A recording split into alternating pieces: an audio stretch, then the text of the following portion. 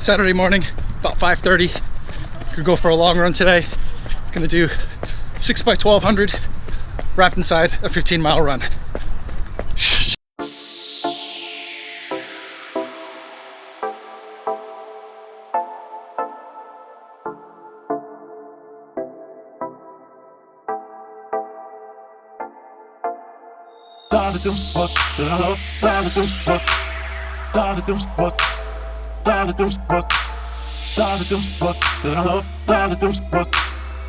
Hit all the paces. That's 6 times 1200 at half marathon goal pace. Quarter-mile jog in between, and I head back up a couple miles at marathon pace.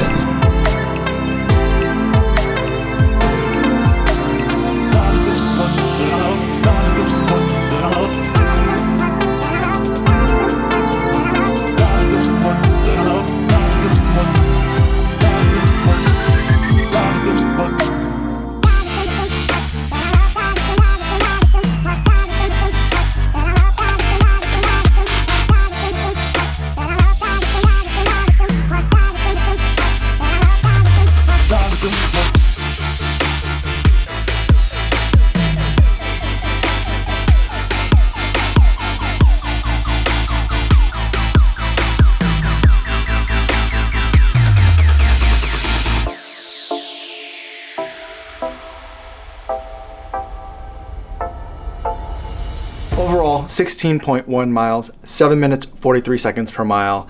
And that's a great overall pace for me, but it doesn't tell really the whole story of what today was. Today was more of a fartlek type workout or an interval day or a tracked workout, but just not on the track because the intervals that I wanted to run were a little bit longer.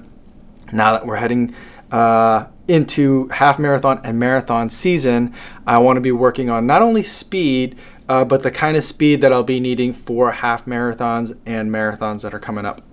And so 6 by 12, 100 meters or 3/4 of a mile at a time.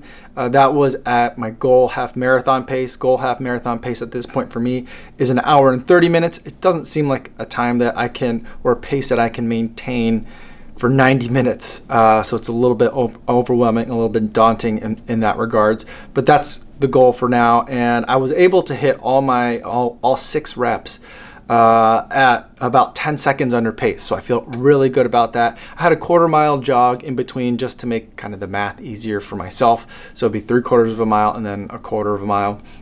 Then after that, I set it up so that way the last 1200 would be my turnaround point. So I turned around, jogged a little bit to a water station that was set up by Fleet Feet, one of the running stores in the area. And from there, I started doing the second half.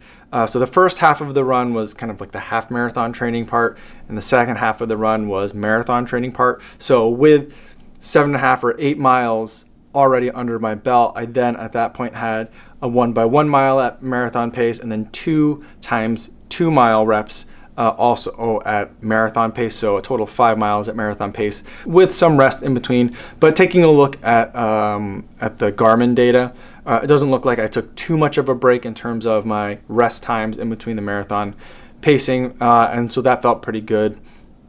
I felt really good about that, felt really strong. Very surprised at how I did. I felt great. And it makes me feel good.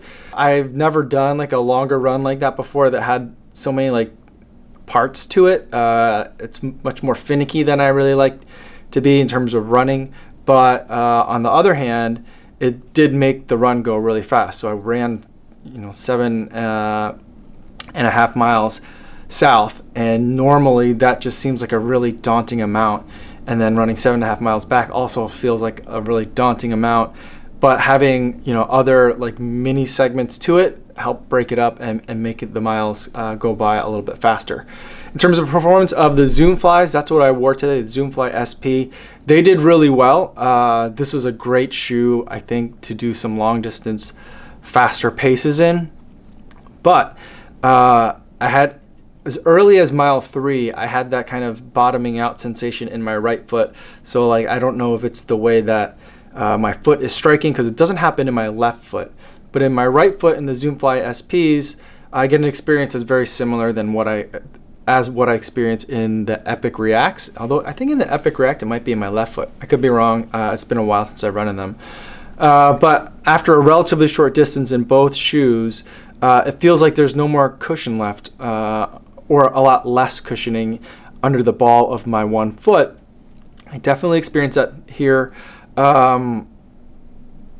It went away for the most part in between reps. So in the jogging part, when I was hitting a different part of the shoe, some of that discomfort would go away, but by like the beginning, middle of like the next rep that I was starting, the next 1200 interval, the pain would come back. And then for the rest of the run, on the second half when I was running marathon paces, I definitely felt pain and discomfort in my right foot. But today's was a long run, a 16-mile run in total. So I think in part it's the shoe, the cushioning is not the most cushioned, but I don't know that it has to be. I was still able to get in a good, strong 16 miles. I wish it were a little bit more comfortable, but if the trade-off is that cushioning for speed, for a racing shoe, or what's labeled as a racing shoe, I think that's okay. And I do think that to some, maybe not majority of an extent, but to a substantial percent, my feet just have to toughen up a little bit. I mean, it is a 16-mile run. I have put in this week so far 52 miles, so my feet are taking a beating. I'm taking a beating, but I just, at some points, it's not about the shoes. So I don't know if I'm giving the shoe a pass or not, just because I like running in it. The weird like drop-off feeling that I would feel, that's kind of going away, and that's what a lot of you guys have mentioned in the comments, that would, as the shoe broke in, would go away. And so it's just starting to become just like feel like a more regular running shoe with a really high stack height. Not that it's unstable, but it's noticeably high.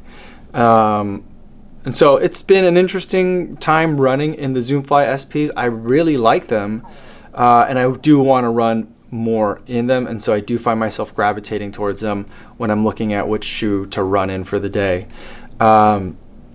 So especially at $75 for the green ones that I have, or at the $120 mark, and I don't know if that promo, there was like a 20% promo code floating around for Nike's website, so you could get them at about $100. That's an absolute steal. But tomorrow for my recovery run, I'm going to be running in the turbos. And I know that the turbos aren't the perfect shoe for a recovery run, but I wanted to have kind of like a bang bang one day comparison for the Zoomfly SPs and the turbos, just to get a kind of a closer sensation of what the two shoes really are about. And so I'll be able to talk a little bit more about that, but that'll be coming up tomorrow. So stay tuned for that video. Thank you for watching today's video, and I will see you guys tomorrow. Yo, what's going on?